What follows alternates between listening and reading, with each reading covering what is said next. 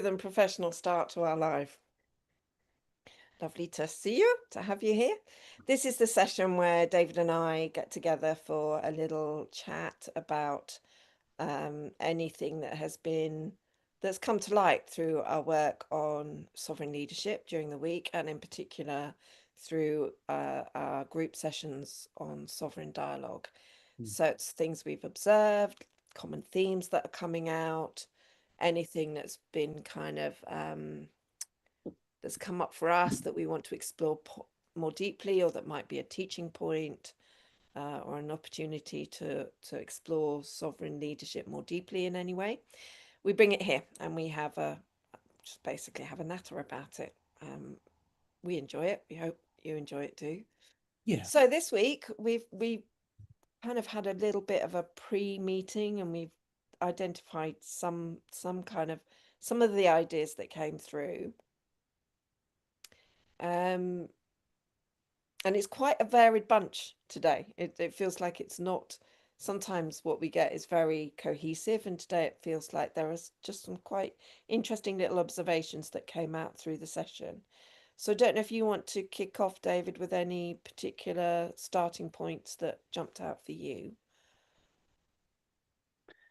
Yeah. So last week we didn't do a live session because you and I were both in Cornwall together, actually in person, In body. It's in amazing. body, for the first time in ages and ages and ages. And we were at a conference called Anthropy that was being run at the Eden Project. And one of the themes that we were quite involved with, obviously because your husband Thurston was involved with it, is this idea of eldering. Um, and um, and it's something that I'm also really, really interested in as well. And the reason that I'm interested in it is not because I necessarily feel like I am an elder, um, but that there's something about sovereignty, there's something about sovereign leadership that I think there are patterns and habits and ways of being that sovereign leadership can set up in us relatively early on in our lives, de depending on, of course, when we come to these practices. But when we do come to these practices, they set up a way of being in the world that as we get older and we move towards our eldering years, that we very naturally and organically evolve into the elder um, that we're kind of destined to become if we're lucky enough to get to older age. Um, and I think that there's something really inspiring about this notion, like what was being addressed at the anthropy sessions that we went to. What was being addressed was this idea that we don't necessarily have that many elder role models to follow that feel inspiring and that can help us to create the future that we want for ourselves as a humanity, kind of going forward over the next sort of 40, 50, 60 years and beyond. And that, so what they were saying was, as instead of having those role models, to be able to create some kind of an approximation that we can build on over generations. And what what kind of came up in the conversations that I was having was in for me in following that sovereign leadership, the practices of sovereign leadership and practicing being that sovereign leader in the world. I find myself addressing a lot of the issues that have me play small and to remain sort of immature and emotionally limited, and that I feel myself expanding. I feel myself growing into this version of myself that will be ready for elderhood if and when the time ever comes. So I found that as a concept really, really interesting, and that we could start that process as children, right? So there's no particular point at which that journey starts, but Mm, that once we start that journey, that there is almost like this inevitable path that starts to open up in front of us, mm, whether we get to that age or not, whether we get to that place in our lives or not, is in a way, it's kind of not as important as the idea that we're on that path in the first place. nice. Yes. Yeah. y- It's not so much getting to the point where you put elder on as a sign on your door for people to come knocking.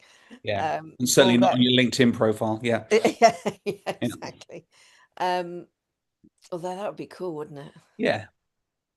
I, w- I get quite interested by, well, two things there. One is that process and how quickly it can start, because in running a training, I did a retreat called the Elder Invocation Mm, with Thurston and with his business partner Anthony, which was great, although I say it myself, really great training.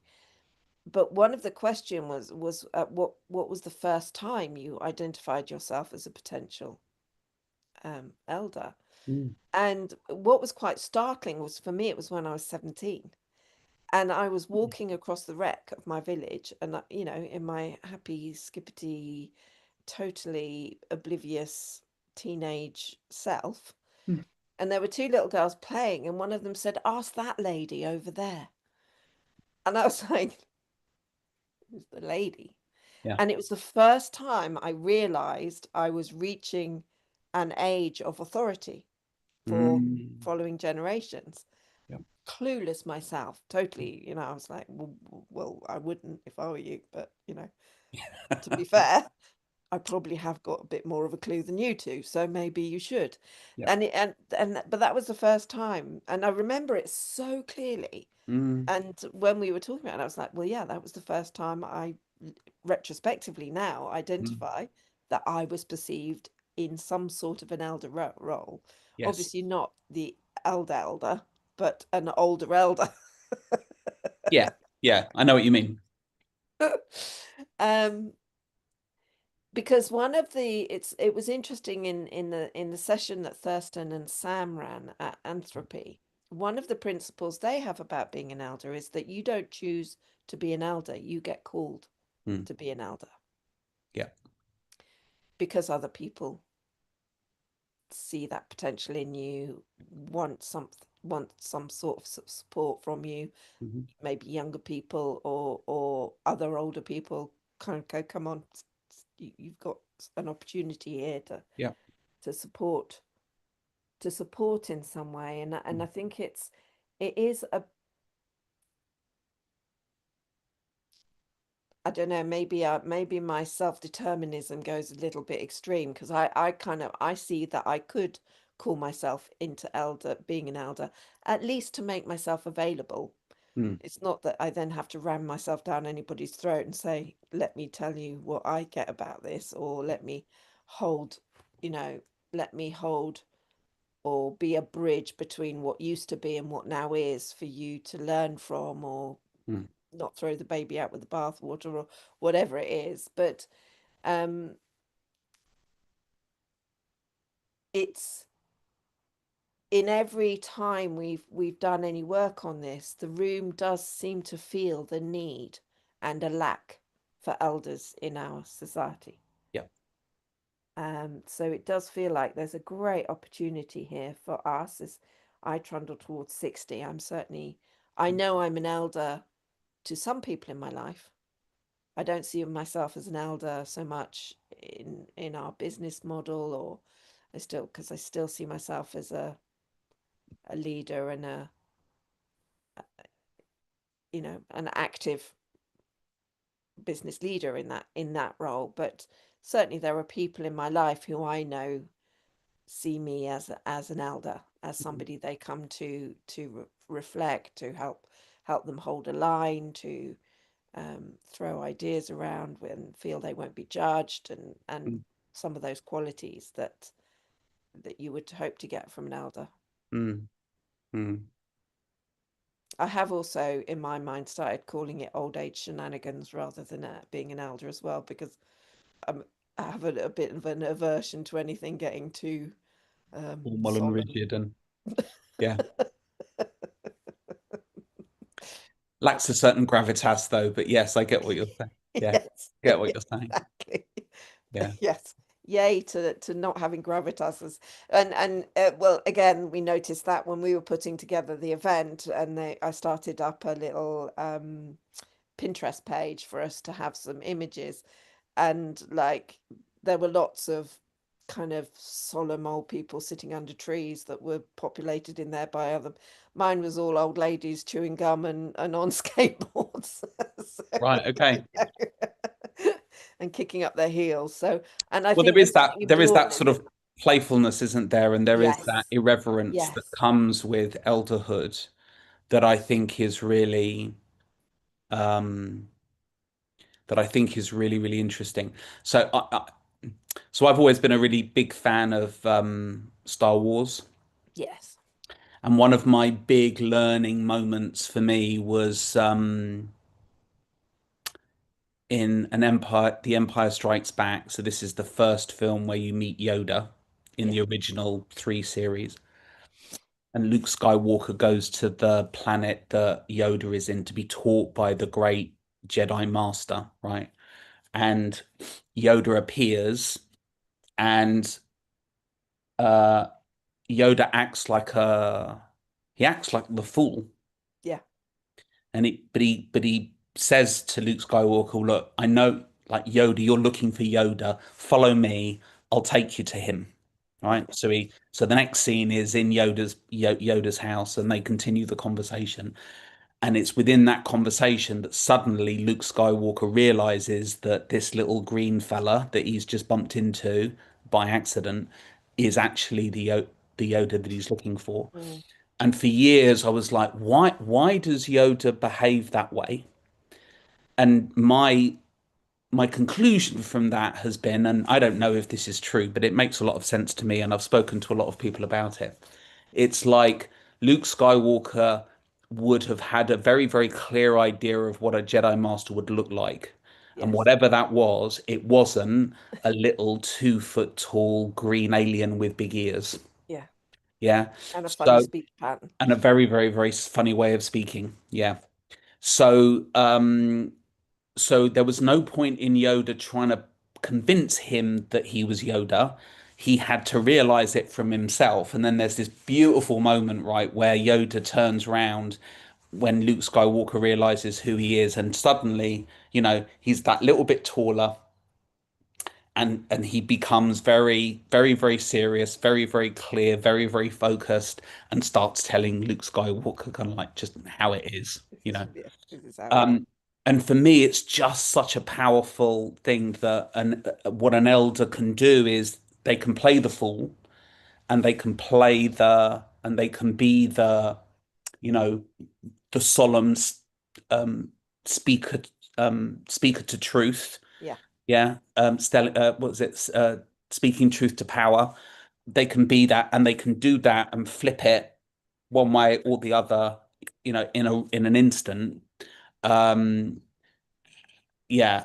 So that for me, that was kind of like my first experience of what an elder would be. And I remember watching that film for the first time when I was 7 or 8 years old, and just knowing that I had to meet someone like that in my life. yeah, yeah, Very, very, very, very profound moment for me. Mm. yeah, yeah, absolutely. And it's such a valuable function. Mm. It and we are missing it. We don't see our older generations as having that resource, and they often don't see themselves in that role, and so No. it is there is a shift that needs to happen, that has to be purposeful. And I know Sam, who did the training with Thurston, he's busy in partnership with many others writing a manifesto Mm. for elders, which and I think, and we're offering trainings, and the interest it gets just tells me how much people want it. Yes. and what a gap that is. And therefore, what a gap that is as we age, because, I want my life to continue to have meaning and to continue to be um, of value and of interest Mm, to myself and to others without it necessarily being as active as it was when I was 30, 40. mm, And so, and that's how that progression works really for being an elder, is that you're still a valuable part of your community. You've still got a lot to offer, and you're an ongoing resource to the people around you, mm. but without having to expend all that active energy that really you've bit over by now. Yeah. Yeah, totally. Um, So I was really so what I kind of walked away from in those sessions was this very clear message that, for me at least, that sovereign leadership is this kind of, the practices of that point us or inevitably take us along that path. yeah. And then this week, one of our participants used this expression, certifying old age. Mm, Um, and what I took her to mean by that was this idea that, that old age is valid and it's useful and it has purpose. And it's not about doing things the way you did things when you were younger. There are so many people that I meet that want to recapture the energy and the vitality and the of their youth. And I'm really clear that it's like, why would I want to relive the vitality and energy of my youth? It was exhausting, absolutely exhausting, and that doesn't mean that I don't want, excitement and energy in my older years, but there's a kind of an intelligence to it and a wisdom to it that means that I can move through life with more ease and not yeah. be, pushing and driving and resisting and, putting all of this way more effort in than is really necessary to be able to move mountains. Yeah. And I love that expression as well, in that sense of exploring what it means for her and getting as good at that as she has got at other aspects of her professional life that have been certified in the past, or Mm, that she trains in, hmm but choosing to apply that to her natural aging process. I really like that sense of, yeah, my I realize that I've got a job now, mm, which is to explore my old age and how I want it to be, and then tailor it to that, to have it, to make it. absolutely. Very purposeful. Absolutely. Yeah, yeah. So Mm, one of the other themes that came up for us this week that I found really interesting is the different ways things come to people. hmm So, for example, this week we've been exploring the embodied setup that we used for the sovereign leadership. The sovereign dialogue was using the element of water and embodying the element of water, and mm, it was so interesting to then both see on the screen, but then also hear from people how different their experience of that was, and yes. where it took them, being just so wide and varied. And it was a real reminder of just how rich human imagination is and human experience, and how different the influences are on us of this moment in time, or what's happening to us, because we had just everything from people seeing it as connecting, to other people seeing it as a stillness, to other people seeing it as kind of a kind of Mm, a restful um space, and then beautiful symbol of the whale that came up for some person, and that whale having all these different aspects that to her spoke of what sovereignty means to her, which I yeah, just thought was beautiful, the words sovereign, power, protection, agency, and truth yeah, yeah. that came through this beautiful whale symbol. Mm, um and I loved that, because for me it was it was that affirmation and that, confidence boost of one of our participants having a relation that their own relationship with sovereign leadership mm, that comes to her regularly in this form yeah, of a whale, mm, mm, as a beautifully sovereign animal. yeah, uh, absolutely. I mean, all that we're all sovereign, all animals are sovereign, but there is something majestic, that majesty of whales being Yeah. really beautiful in this context. Mm, So yeah, it was both encouraging, but also just felt, our theme this season being it's all in you. mm, And if you're following what's in you, it means you go your own way. And that way will be very different to the person next to you's way and the person next to you's way.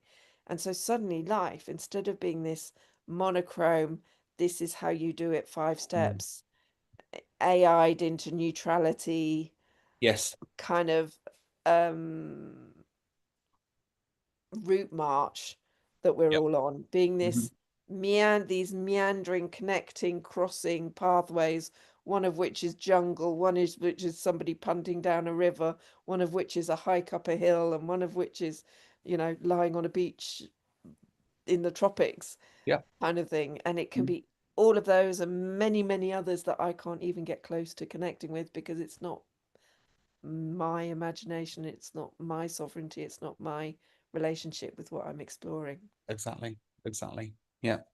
Yeah.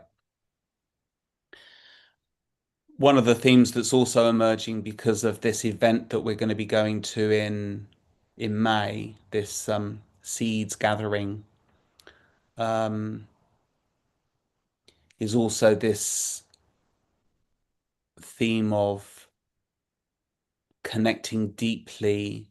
Well, it's also part of the sovereign dialogue process as well, but this thing of connecting deeply with our inner wisdom and being able to stay connected to that no matter what is happening outside and like Mhm. externally. And the experience that I shared with you was going to this conference at the Eden Project in Anthropy and being so excited and so inspired that I realized that that had actually taken me away from my center. Mm, So that I was kind of like, oh, well, well, I could do this and I could do that. And that's not to say that the event wasn't wonderful and that the inspiration isn't important and that the energy in the room wasn't really valuable. But if I allow all of that to unseat me from my throne, to sort of use the sovereign metaphor, extend it a little bit, then really it's not serving me as fully as it could. mm, And I think that there's something really, it's a theme that kind of keeps presenting itself, but I think it's a theme that is really alive for a lot of people once they begin to get the awareness that yes, there is this center and that there are the big events, but also the relatively small events actually that can unseat us from our throne. mm, Um, and I've been doing some writing this afternoon about those subtle moments, and often, sometimes they're huge, right? But more often, day to day, they're these subtle moments where we, for example, have a sense of discomfort about our fear of rejection.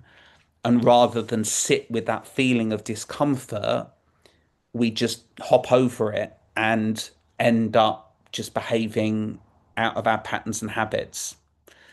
Whereas if we can slow down when we feel that discomfort and lean into the discomfort, mm, and so much insight comes from that that then gives us the clarity and the choice to be able to go, yeah, okay, I have this fear of rejection, as an example. I have this fear of rejection, and I'm going to choose to act anyway because I understand that fear is, it's okay. Like, no, I'm not going to die here.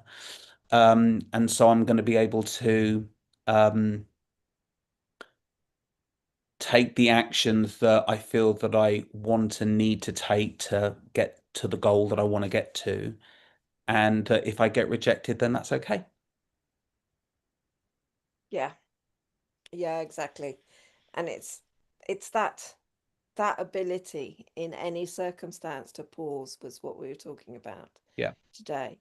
And that's why it has to be a practice, because Hmm. it's not something you pick up or get told and then, oh great, yes, I'll do that. I'll just, before I speak or before I respond or before I act, I'll just pause and take a breath and see where my impulse is coming from, Yeah. and whether actually, if I just put everything on hold and open the space out a little bit, whether there's something else that I could choose or do, Mm. or any other way I could respond that is more likely to be more creative, that isn't going to repeat your old patterns, um, and Yeah. get you in the same kind of trouble or lack of doing or whatever it is that you end up with all the time. Yeah. And that pause just being such a valuable resource. Um, Yeah.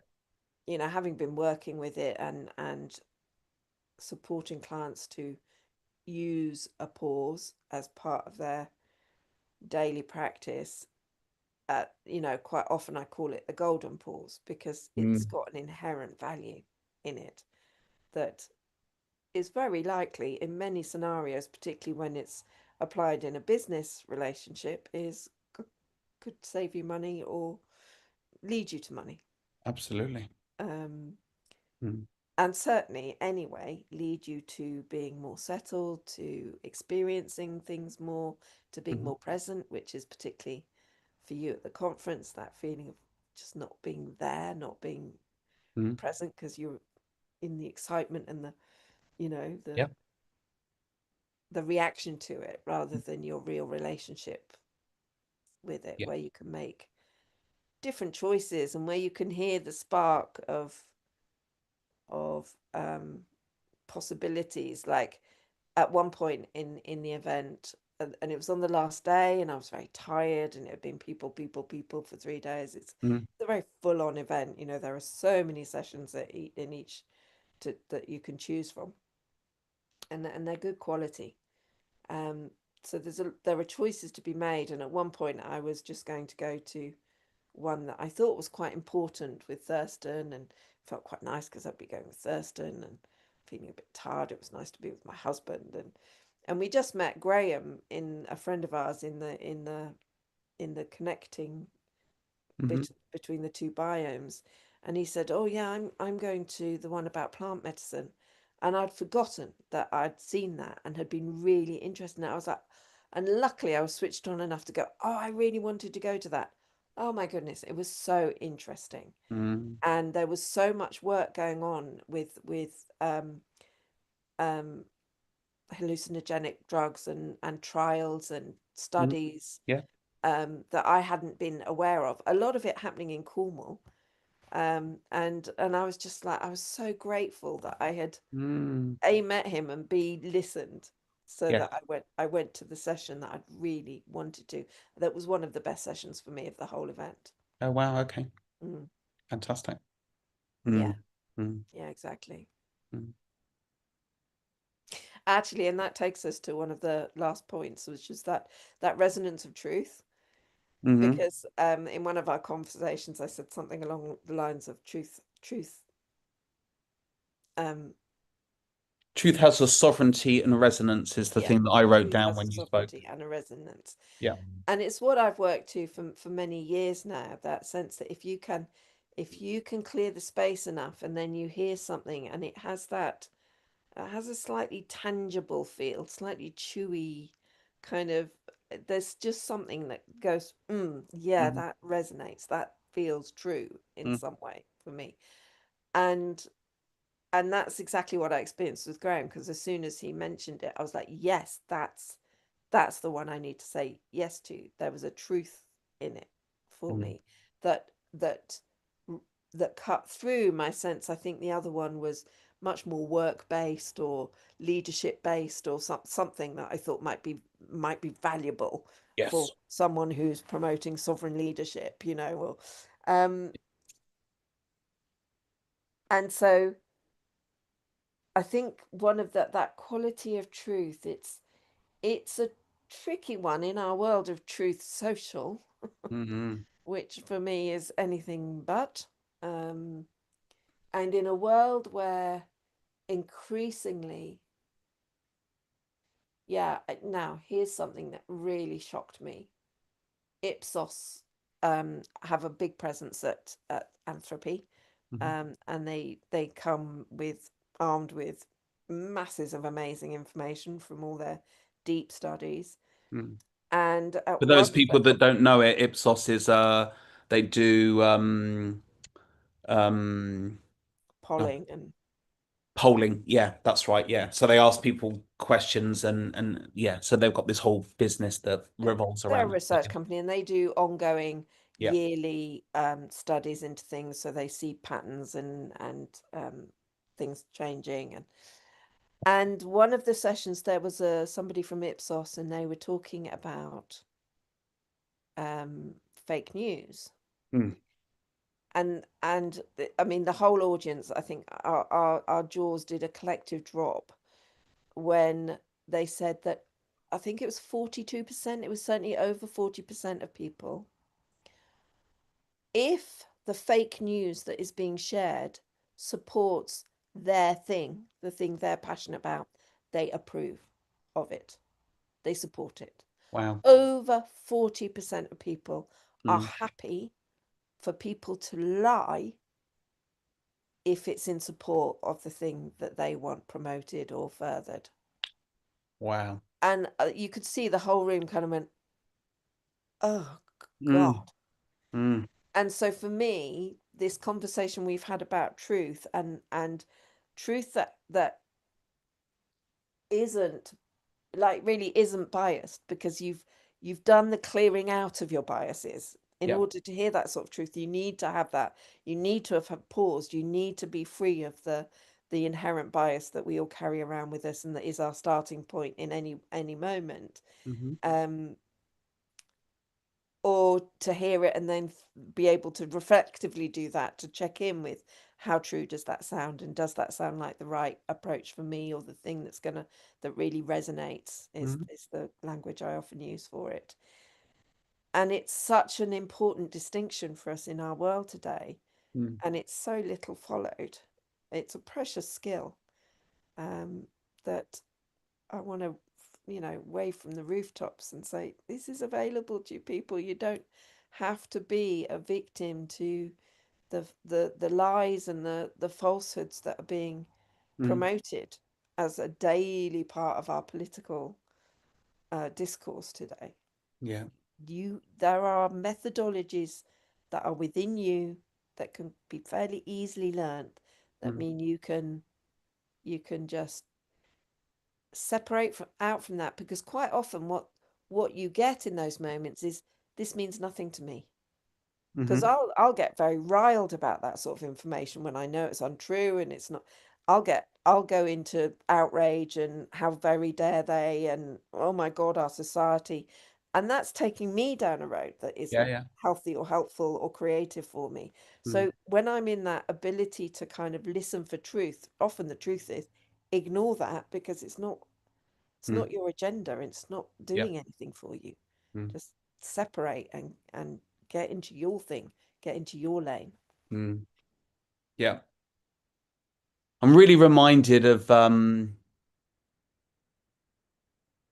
in the book Feel the Fear and Do It Anyway. Hmm. Can't remember the name of the woman that wrote the book, but there's an exercise that she describes that she does in her live workshops where she gets a volunteer to put their arm out in front of them. And what she'll do is she'll put her hand on theirs and try and push their arm down. Hmm. So as just as a sort of a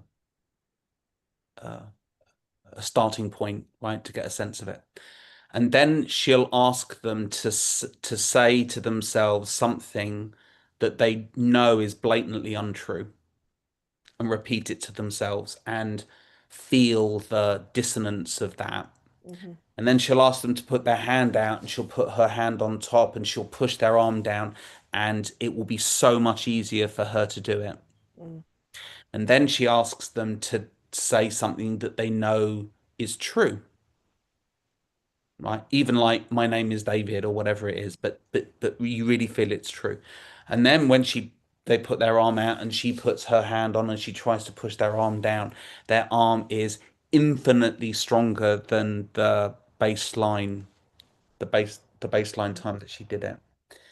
And so that for me, that really speaks to this idea that, truth is an embodied thing. Ethics, integrity, Mm. sovereignty, resonance, these things are embodied. They make us, they they help us tap into our strength and our power and our authority. And I think that, that as a physical demonstration, I think is just so powerful.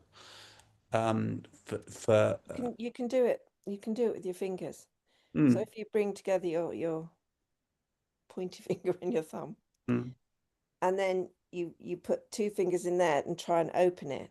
mm, So your job is to open your fingers. yeah, So if I say, okay, my name is Thea, I'm I'm putting a lot of pressure. I'm mm, actually straining here, mm, and that and I'm not even feeling that. mm, And then if I say, uh, my name is Georgia,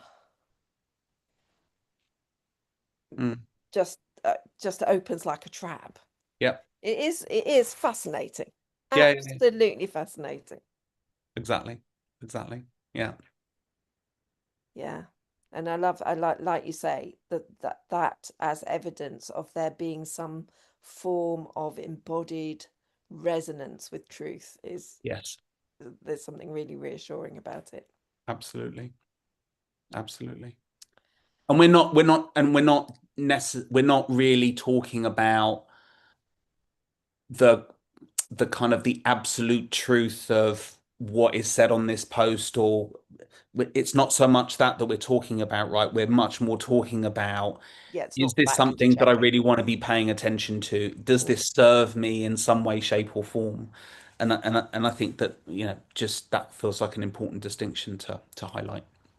Yeah, and it's to do with decision making as well, which is the Mm. masterclass that we're going to be doing for the seeds community, is that Yeah. sense of bringing your decision making into that place where you can develop a real confidence in your ability to make decisions that are true to you, Mm.